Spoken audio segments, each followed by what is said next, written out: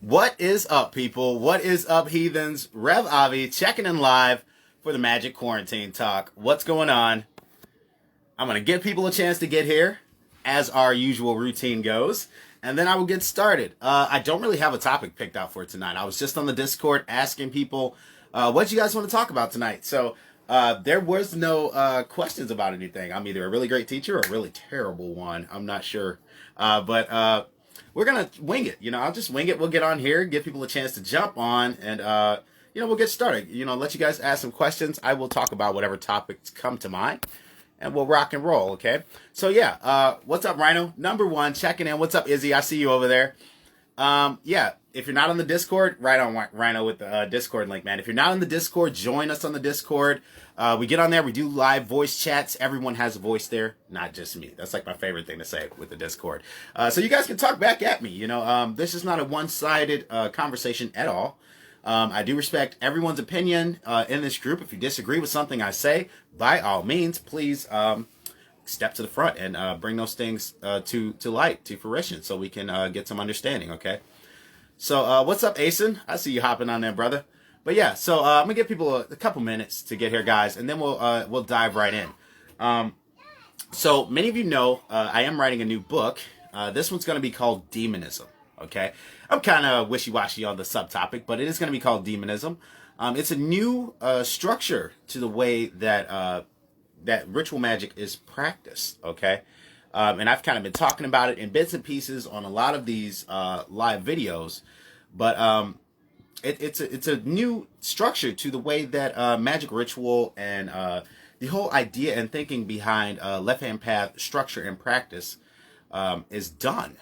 So this is a very new way of thinking. I've changed it a lot from what people are used to, which has caused a lot of people to get angry with me, and I have no problem coming right out and saying that. But yeah, I mean, some people are angry about the path that I've chosen, but I think that it's needed. I think that, truthfully, and we'll just dive right in. So I think that truthfully, with the left-hand path structure and everything like that, we're supposed to be using logic and reason over, superstition and mysticism. That's kind of like the whole point of our path, is to be on the path of Samael, the path of wisdom and knowledge, right? It's said that one of the legends is that Samael was the serpent that tempted Eve in the Garden of Eden to eat from the tree of the knowledge of good and evil, the tree of knowledge, right? So we're supposed to be using logic and knowledge traversing this path. And it's like people are really involved in the mysticism side, and there's nothing wrong with that. But I feel like it's kind of a situation where the rest of the world, and we do have to consider the rest of the world, right? The rest of the world that sees us and this kind of stuff instantly are seeing like, okay, these guys are like whack jobs, like they're out of their fucking mind, and I feel like we can restructure the way that people see us. In our practice, and that we could sort of restructure the way that we exist within society. This can become something that is not so much of people being scared of us and just thinking like, literally like we are the satanic fucking antichrist here to destroy the world, and understand that our spiritual teachings do have some internal positive structure to it. Okay, so this is stuff that people can use for real personal change.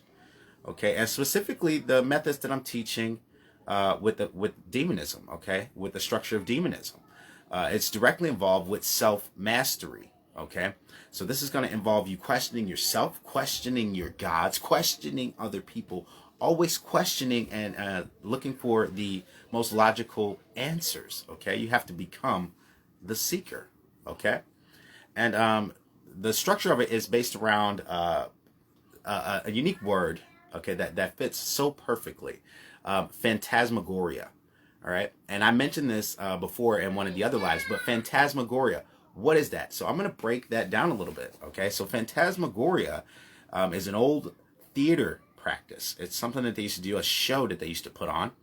And at these shows, they would use different lamps and like smoke or a screen to project images onto the smoke or screen. So this created like holograms. Now, back in the olden days, of course, they didn't know about holograms or anything like that, right? So this actually went under the guise of real life seances. It was really huge in Europe. It traveled over here to the U.S. at one point. But this was a demonstration, a show where people would go buy tickets and you would go there and watch them conjure spirits live. Okay. And so I've coined that term. I'm going to coin that term, phantasmagoria, and rearrange it. Another definition for phantasmagoria is a coming in of various images or pictures into the mind or imagination that is bizarre or demonic or something like that in nature. So the same thing that happens in a dream, right? So as demonists, as if you're practicing demonism the way that I'm teaching it, then that is what our path is. We are directly involved with bringing anyone's or our own or any type of spirit or magical manifestation out of the minds of individuals and into reality. That is exactly what we do. Our techniques of mesmerism are bypass the critical thinking conscious mind and give us access directly to the subconscious mind, which is where all of those abilities and secrets lie.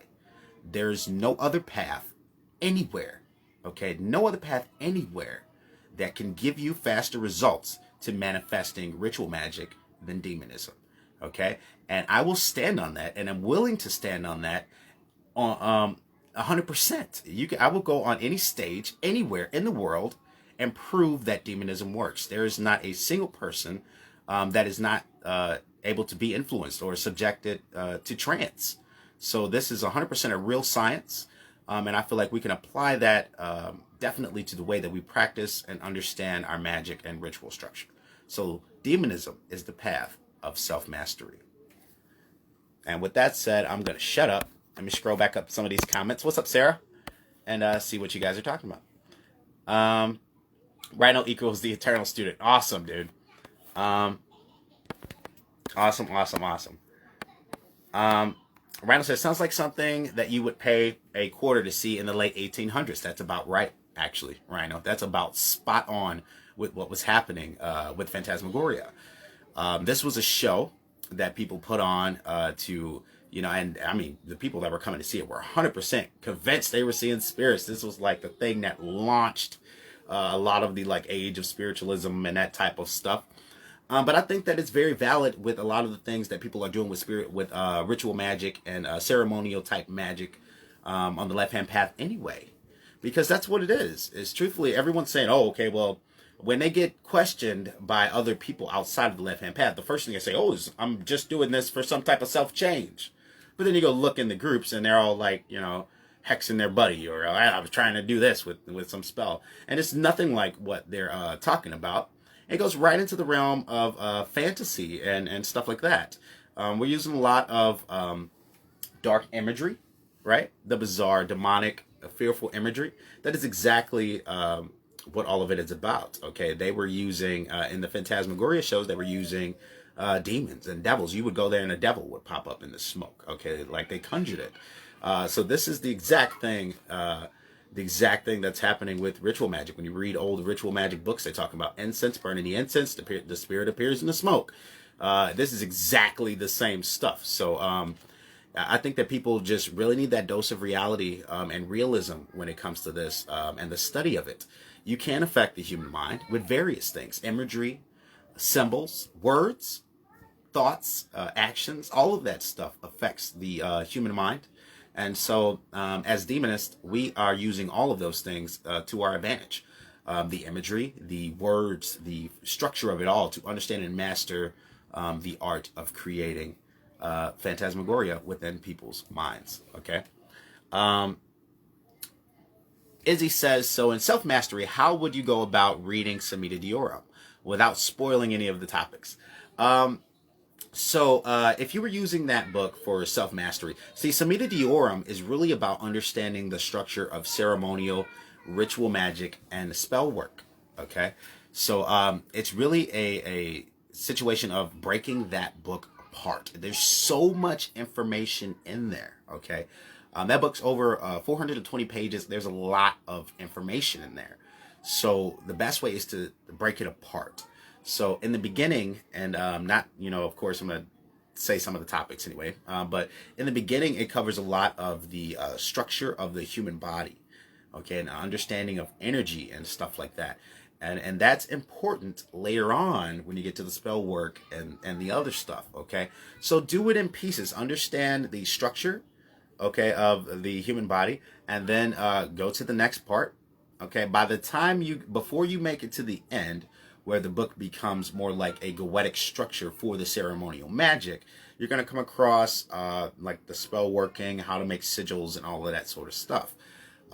Specifically in there is a chapter that is Sacred Geometry 369 Numerology. Okay. That chapter is so powerful because it literally explains everything else. Okay.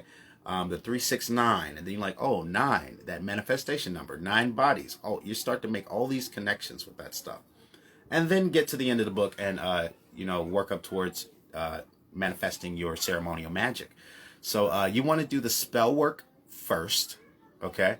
Spell work first after you finish the energy stuff, which is in the beginning. Spell work first. Get some success with that, okay? And then after you have some success with the spell work and, working the trance on yourself and others, because I teach it in there, then move up to the ceremonial magic. And that's the point where you're going to try to have those full-on spirit manifestations, which honestly, I'll just go ahead and say it on here, which a lot of people are faking out there. Okay. But you can really have those experiences, but a lot of people are just full of shit, and we all know it. Okay. But you can really manifest those things from inside the mind. You can have real full-on spirit manifestations, which I like to call hallucinations. These are going to be positive hallucinations where spirits pop up in the room and stuff happens and you can perceive it. That is a level that you can reach, but it does take some trial and error and practice to get there. Okay. Stephen, fear is a powerful tool to create psychodrama. Beautiful and terrifying are just perceptions that can create trance. That is absolutely right, brother. I couldn't have said it better myself. Actually, I probably could have, but still. That's awesome. You nailed it, buddy. That is absolutely right. The fact is that the desires, the fears, all of that stuff, is something that creates trance. When you're super happy about something, you go into trance. When you're super sad or super scared or whatever it is, you get extremely scared, you go right into trance. It's the natural human process. It's the natural thing that the brain does. You just need to understand that process in order to tap into those other things. Okay, Izzy, gotcha. I think I've been trying to dissect ways to get into the best way to dive into that book. So yeah, with Samhita, like I said, it's a lot of information. I just covered so much in there. I really wanted that to be a book that offered someone that had zero knowledge of, magical practice, a full, immersion into the work. So you start from knowing nothing to going up to, hey, I can do a full-on, ceremonial style ritual with that book. It also is so unique that it doesn't even solely apply to goetics. Okay, so if you didn't want to work with the 72 demons, you could adapt that book to anything. You could use it for your Norse magic. You could use it for anything. Okay. The beginning of that book is totally neutral. It has no, it's not specifically aimed at demons or dark magic specifically at all. Okay. Whereas Demonism is definitely a dark book.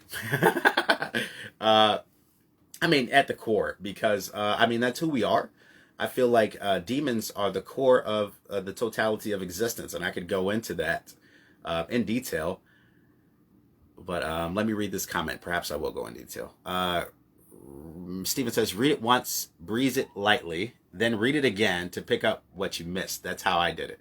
Yeah, Stephen has Samhita too, and that is a monster of a book. So yeah, you might have to skim through it, go back, read it again, and then pick out which parts you want to work on. Maybe you want to do the chakra stuff, maybe you want to do some other stuff, but it's in there, okay? Now, let's go into what I was talking about. When I was talking about how demons could sum up the totality of reality, I'm going to break this down. Okay, so demonism Specifically, is the core of it is based around aspects of animism and transhumanism. Okay, and so with that in mind, the idea is this. So at the very beginning of time, we did not have gods. We just didn't have them. It did not start that way. Okay, we were just animals. Okay, the first human beings we were here, we were just animals like everything else, and we faced nothing but monsters. The nature that was around us, everything was monsters. Okay, the animals, the bears, the lions, the crocodiles, the elements, thunderstorms. Could you imagine what it's like to be terrified of everything at the beginning of time? Everything was monsters. Now, what happened is, as we started to understand the world, okay, those monsters, those forces that seem to be greater than the human being, like nature, right, became our gods. So at the very core, okay, all gods are demons, right? The oldest definition of that word, and I've explained this plenty of times, comes from Latin and Greek, and it means God. It means deity. It means genius. So every god is a demon, okay? There is no other. I'm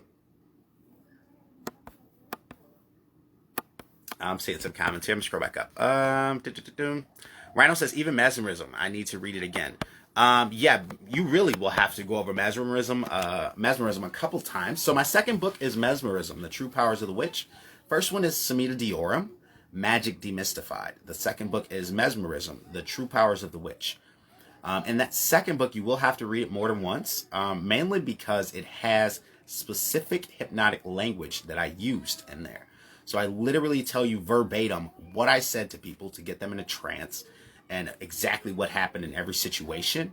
And then not only that, I break down the total understanding of mesmerism and where it comes from, its history. And then at the end of the book is a very unique chapter called Mastering Magical Language.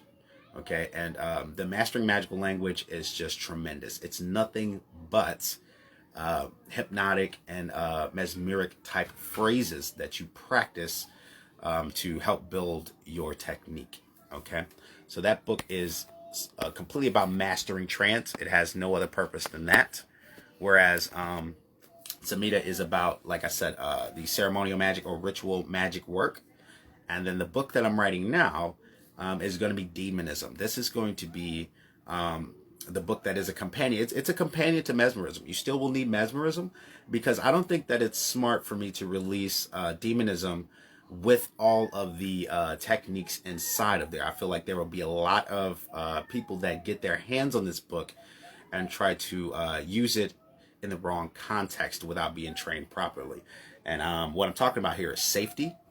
So for instance, there's some safety issues and stuff that you need to be aware of before you start to really even think about working trance on people. And you do need to get mesmerism to get exposed to all of that sort of stuff. There's the safety precautions and things like that. So I wouldn't, I'm not going to put all of the lessons that are in mesmerism inside of Demonism, but Demonism will be a training manual on the various ways that you can use all of the techniques that you learn in mesmerism.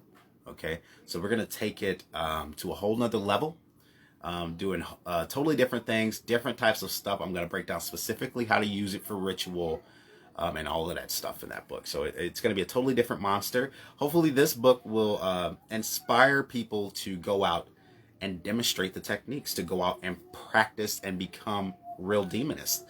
We can go out and literally create the phantasmagoria for people in a show-like experience. We could bring ritual magic into the demonstration category versus it just being like a spiritual practice, okay? So this book is aimed at doing that. What's up, Lauren? Popping in there. Okay. Rhino says, but at the same time, I still do use a ton of heavy trance in my practice. Yeah, that's the only way. Truth is trance is the only method to accessing that stuff. Any type of spell work or magic or anything like that is going to revolve around your ability to work with trance. Okay. Yeah, so that's what it's about. That's the difference between Demonism, the path that I'm teaching, and everyone else's.